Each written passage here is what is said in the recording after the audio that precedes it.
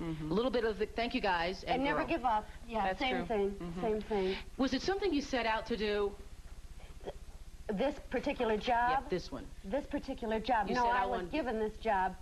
I was lucky enough to be given this job. Of course, you know, luck is a very interesting thing. You have to work a long time and care a great deal and stand firm when You know, my definition of luck is preparation and opportunity. That's all it is. You have to prepare for it and have the opportunity. Otherwise, there's no such thing. Question.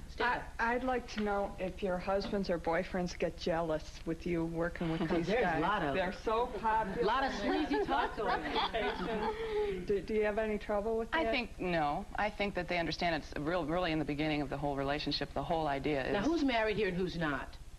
No marriages. No marriages. I understand. Do you? No, do I understand? Do you think it's because of the position that you're in that men are intimidated a lot? Sure. You do? Well, I'm newer in the position in terms of being, I've worked in radio for a while, but in terms of being with Wally, it's only been 6, 8 months. I think 8 months now. And I don't know if men are intimidated. My boyfriend is not. And he, as a matter of fact, is very supportive of what I do, and he thinks I'm real good, and that's real helpful. Oh, that is. And your boyfriend, Maggie? I don't never discuss it. But I have not found that men are intimidated, or maybe the ones who are intimidated don't even come near enough for me to intimidate experience. them. You know. That Well, do you, because you all do all this wonderful, I'm sorry, you can sit down. Because you all do all this wonderful, and some of the talk gets a little, it's very sexy sometimes. You're not as sexy as they are, I must say. Oh, no, but we're like family sexy. Yeah, more serious you are. But some of the talk gets very sexy sometimes. Now, do guys call you up and say, hey, want to go out sometime? Yes. They do. Yes. Do you ever take them up on their offer? Oh, never. No, it would be a very bad idea. Sometimes I even say to them, would you really want your sister to go out with someone that they just spoke to on the phone? No. It sometimes helps. And they say yes. Yes. Often they say yes. Okay.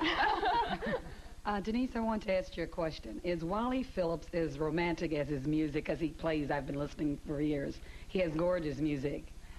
I don't know if And he he's as seems to be romantic. His wife, she said, ask him. I really don't. I think he has a romantic soul, but I wouldn't know firsthand knowledge of whether he's truly romantic. Because he has a is this his choice to play the type of music that he plays? Oh, yes. Very romantic type of music all the time. Yes, he's in total control of his show. Yes. It's most of it, I mean, there may be elements like traffic or whatever that's imposed on, but he's in total control of his show.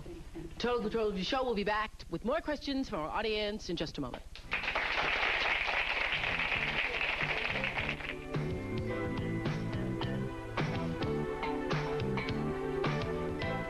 As our guests on AM Chicago, we have a question. Stand up there, please. Hi, Beth. I would like to know what is the most exciting thing about your job, and if you had your choice, is that what you would do, or would you be doing something else?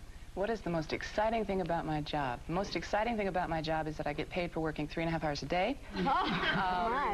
And what was the second part? And is that something that you would choose to, or is there something else you would really I didn't start out to do this in the beginning, no. But now that I'm doing it, you couldn't, I mean, Academy Awards couldn't drag me away. Thank you. Oh, maybe an Academy Award. All right, Just maybe an Academy Award. I have to take a question from a guy. Do you want a question? Stand up here. Come on here. I enjoy you, Beth, Kaye. Thank you. When you first started out, did you start out with your goals as a newscaster or as being a sidekick? I was in news for about 6 years until I went to Q101, and then I was able to, they allowed me the freedom to talk after newscast, like, you know, little ad-lib stuff with the jock. And I developed a skill for it, and then it finally just bloomed into what I'm doing now.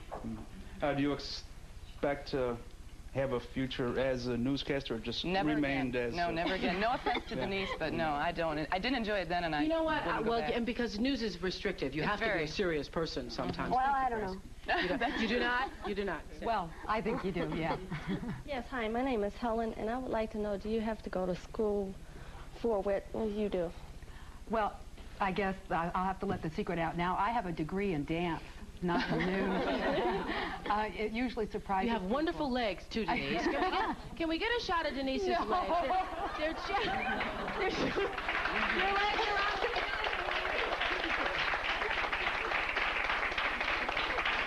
Thanks so No problem. I think that a good general education background, a good liberal arts or history or something like that is very important when you're doing news. And I think a lot of life experiences and working with how everybody else works. You can't interpret a story for someone who works on a line unless you understand a little bit more about how they operate in the world. And also, I would like to add to that, where would you go to look for? Oh, now see, you interested in a job. Come talk about a job here. Smart. To get a job in this business? Well, if you're just beginning, you really should start in a smaller market than Chicago, or start as an intern. Just go to all the different stations. Go to Kosciuszko, Mississippi, my hometown. They'll be glad to see you. Thank you very much. I have to ask you, I want you each to tell me something about the men you work with. Something, an inside story, or something that we would not be privileged to know unless we had you here on this show. Start at that end. Okay, start at that end. We'll start in the middle with you, Maggie. You already told us that Steve and Gary are very sensitive, and much more sensitive than we think, more sensitive than we would imagine. Perhaps you wouldn't know how hard they work. Steve and Gary That's try real racy. to... I want something racy. Oh, racy? Racy. Racy? Well, they, racy. That's their show every day. Their show is racy. They're hardworking, you know, they're very hardworking people. They're very expressive people. You never know, I never know when I open the door what sort of experience I will have that day, whether it'll be very crazy or whether it will be scary. I have to ask you this because you all look so beautiful. I know you don't go to work looking this good, do you? No. Every day. Every day. Never. Do you really? I always picture you being behind with a pair of short shorts and flip-flops on. Short shorts with these legs? Never. No. Sometimes, you dress up every once day? in a while. No, not every day. I mean, you know, getting up at 2:30 in the morning, it's kind of hard to really want to comb your hair. It's hard to get that mascara on. That's the truth. Back in just a moment.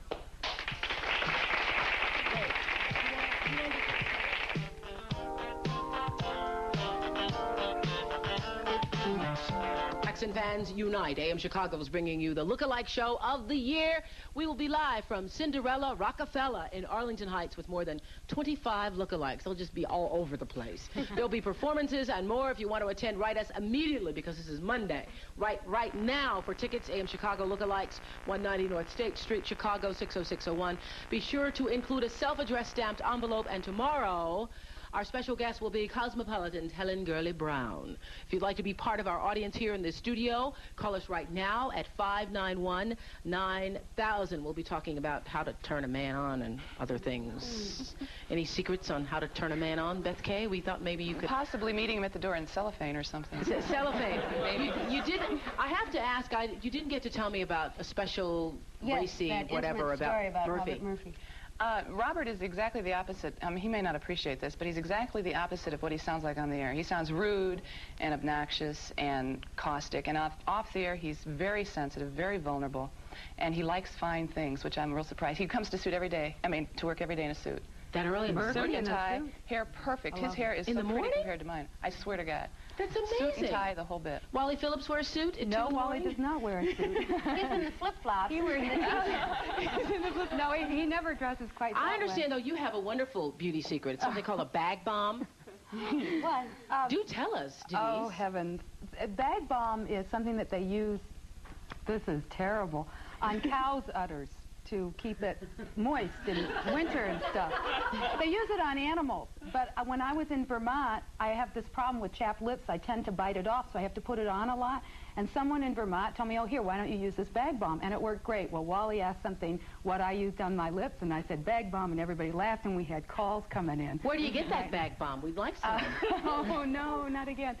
As I understand it, I got mine in Vermont, and there's a company in Vermont that makes it, and there's also, I believe, something called the Feed Store in Park Ridge that says they put it on cows? No, and I mean, it doesn't mean it's okay for human. I mean, I'm using it, and I don't have strange lips. She's using it today. It's been a pleasure having you all on. And Maggie, someone called and was interested in that operation. We just found out that it's done in Chicago at the Hinsdale Hospital in Illinois and at the Community Hospital in LaGrange. For more information, 325-1250. You're all beautiful. Thank you. Thank you. Thank you. Thank your men for letting you off here.